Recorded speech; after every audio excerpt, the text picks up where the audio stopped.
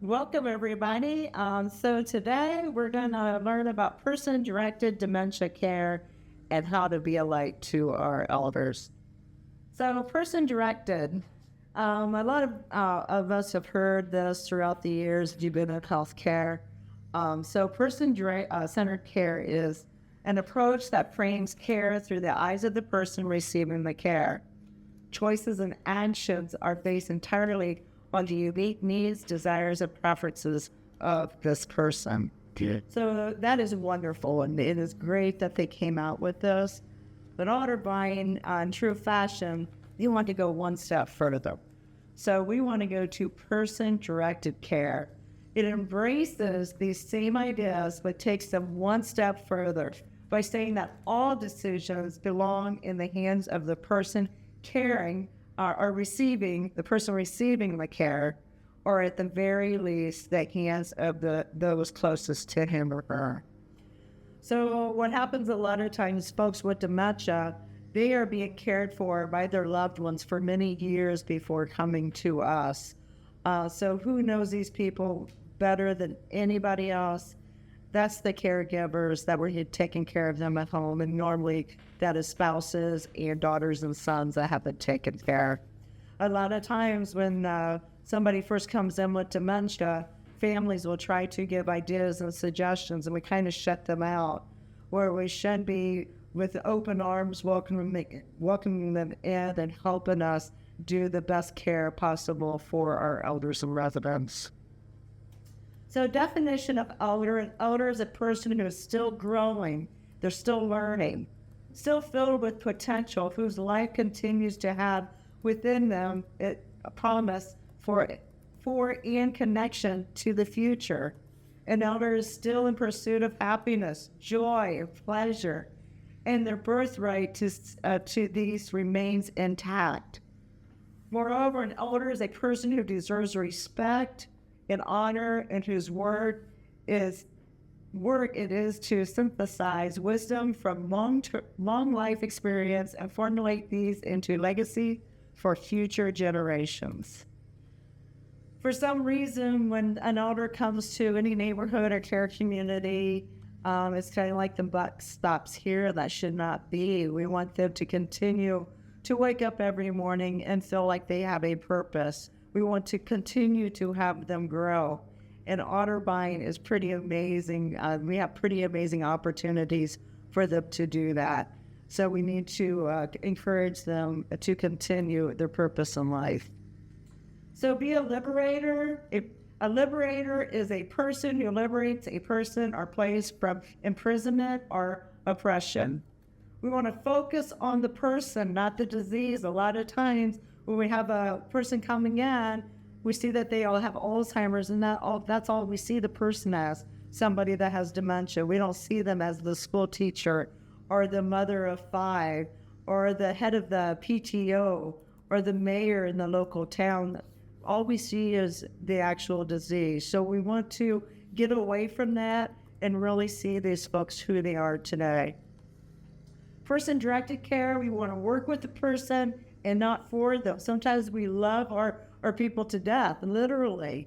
We do everything for them because we're these really loving caregivers. And as soon as we see somebody struggle, we automatically do it for them, instead of trying to find ways to adapt where they can still do things for themselves.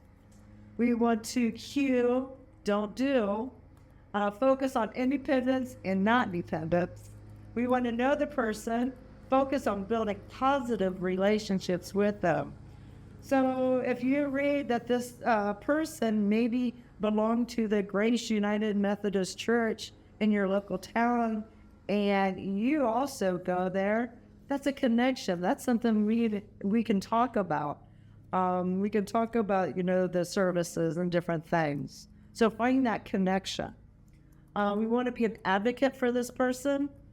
These folks with dementia, a lot of times they can't speak their words, so we got to speak for them. If you see somebody not being treated well, be an advocate, be their voice. Person-directed versus medical module, know their personalities.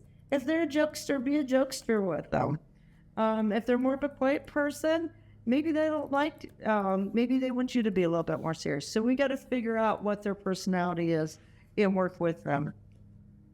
We want to focus on the person, not the task.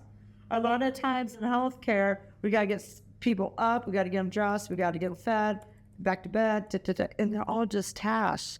These are human folks. This isn't how we would take care of our loved ones at home. And these are our loved ones, so we need to be taking care of them just like we would our very own people. Always offer choices, even simple choices. Once you figure out what their gym is, you'll be able to tell, can they handle 4 choices or can they only handle 2 choices? And we want to join in their journey. We want to be with them wherever they're at that time. Bringing the Otterbein experience to life, we want to anticipate the customer's needs. And the customer means residents, our elders, patients, family members, needs, and meet them. We want to engage in activities and conversations that are meaningful to the customer, which is our residents. So if you're sitting there assisting a resident eating, you don't want to talk about the weekend that you're having or the plans that you're having. Maybe we'll talk about the Ohio State game that's coming up because he really likes to talk about Ohio State. Respectfully interact with customers at their pace and their level. We want to create eye contact and smile and greet people by name. So if one of our elders are sitting down, we want to make sure we're getting down to eye level with them. When we're walking down the hallway, I know a lot of us have 20 million things going on in our head, but we got to remember when we're walking down the hallway, we need to smile. We need to make them feel like this is their home and they're welcomed here. When you're standing, make sure that you're not closed off with your hands folded. You want to make sure you're out. Can you remember? Because if you're standing like this with a frown on your face, they automatically think that you're mad at them. But if we're smiling, we got our hands loose, over here, we're open. This is open. They feel very comforted and they feel like they belong here. Take time to listen and to understand them. Some of these folks takes a few minutes for their words to come out. Please do not rush them. Give them a minute to respond to your questions. We want to be an advocate, communicate changes you see in residents or elders to therapy and nursing. So if you see a decline in any way in one of our elders, make sure you're reporting that either to nursing or therapy. You would not believe what therapy can do for cognition.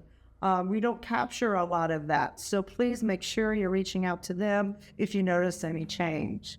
And did you know speech therapy can provide services to help with cognition? So the big thing that we want to be a light in each of our elders' lives. So how can we do that? So we want to check, and we're going to go through here. So first B for body language. We want to slowly approach a resident or an elder. Do not come up on them too quickly. It will startle them. Create eye contact. We kind of talked about this a few minutes ago. Smile. Your facial expressions. Sometimes we got to watch that. We have worked behind masks for a couple of years now, and we have forgotten to smile and have a pleasant aura about ourselves. And we want to greet our elders by name. How good does it feel when you have a stranger come up to you and say, "Hi, how are you today?" and actually say your name. You automatically have a bond. You feel like you're comforted that this person knows me and I must be in a safe place. We want to observe our body language and their body language. Remember we talked about open, not closed. Gestures, we got to make sure we're watching the waving and pointing. You might be talking to another care partner and you're pointing at something, but if a resident is standing there, they might think you're talking about them. They become very paranoid a lot of times. And if you're not having a smile on your face and you're pointing in their direction, they think that you're mad at them. And remember zones of awareness. If you see elder upset, please do not get any closer than an arm's length from them. That's how people get injured. We want to stay back. We want to try to calm them from a distance, but please do not get too close to them when they're in that mindset. So engage through redirection and validation. We want to redirect the elder. We want to validate. If she feels sad, we need to say, I understand that you're sad. Please don't tell them to suck it up. We need to validate their feelings. Reality orientations versus validation.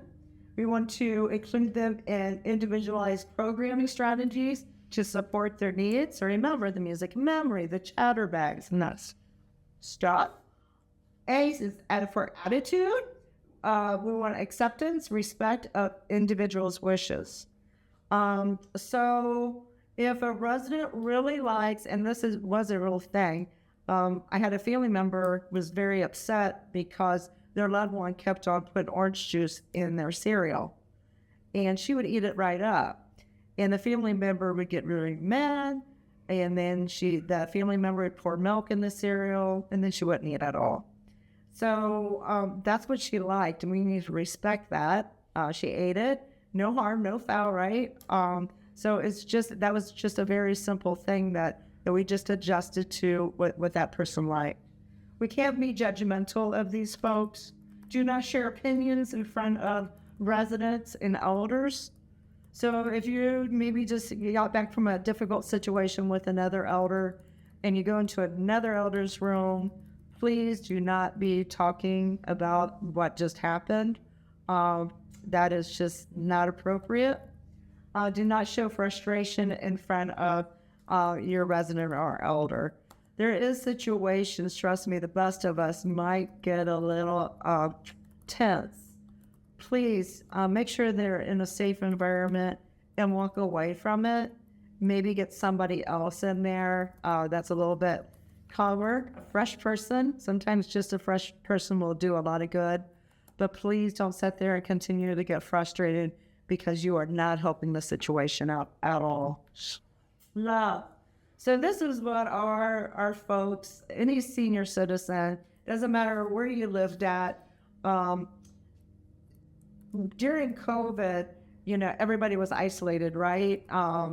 We were visiting elders through windows. I have my mom, who's a senior citizen. I remember just pulling up and waving to her. But we noticed that without that love and that connection, depression really went crazy. We had a lot of deaths, not just from COVID, but from just simply depression, that lack of human connection. So we really we know what this means to our elders, and this is what we really need to start focusing on: the love, the emotional support, the acceptance.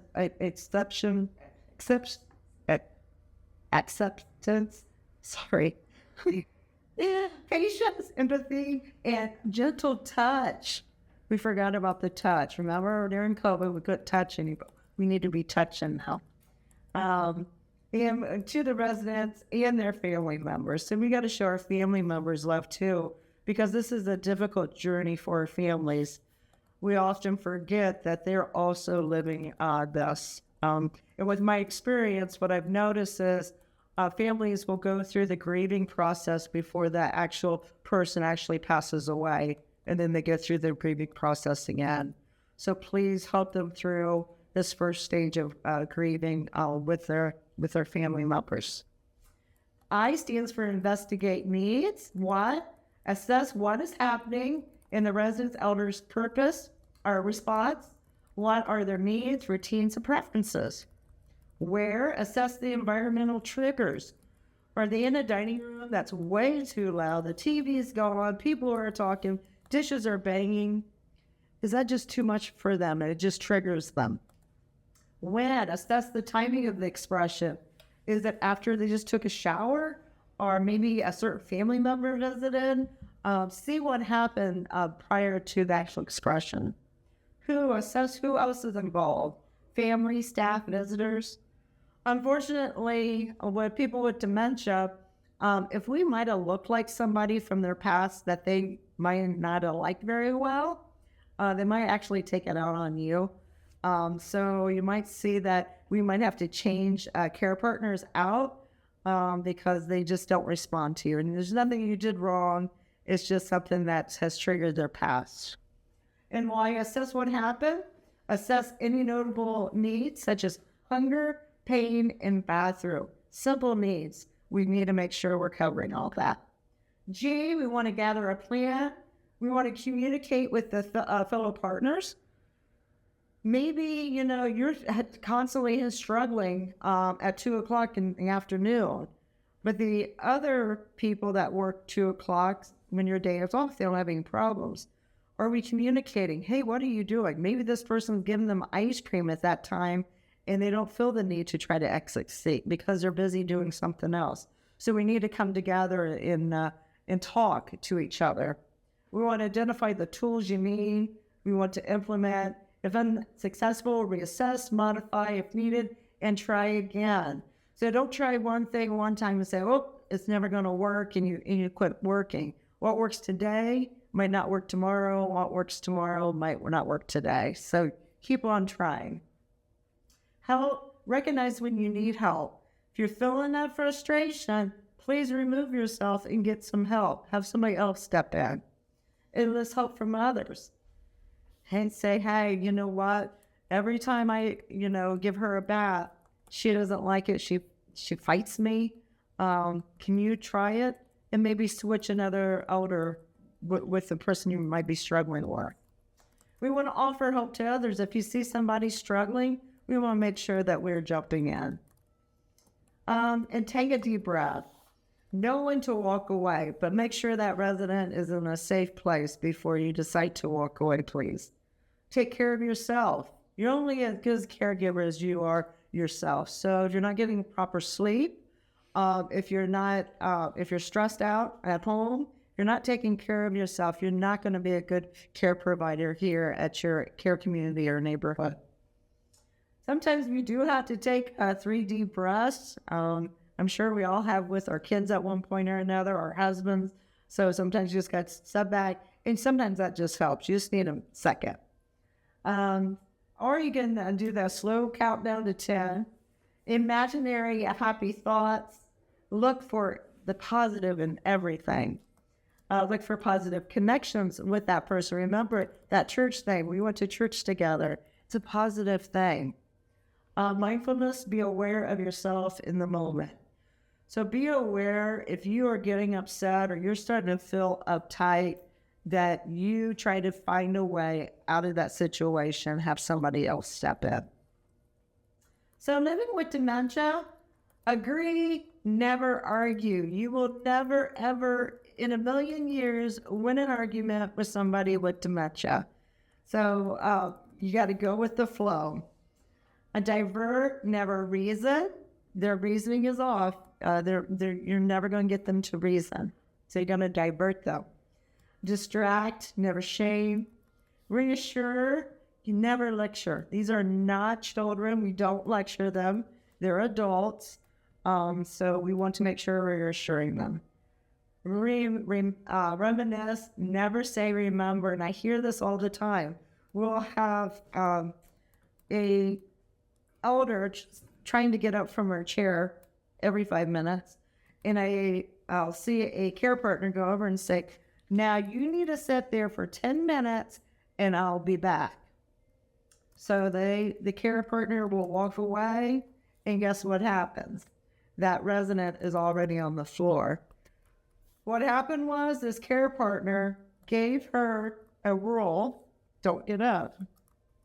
And she didn't remember that rule 10 minutes later after that partner walked away. Instead, that care partner should have gave her a chatter bag, should have gave her a photo album. She should have been distracting her and not just walking away from her. Repeat, never say, I told you. Just keep repeating the answer because they will ask you 100 times and you answer 100 times. Remember, when they ask you a question, to them, it's the first time they've ever asked that question. And we need to respond like that's the first time we've heard it. Ask, never demand, encourage, and reinforce, never force. That's the end of our program today. Thank you, and good luck to your Milestones program.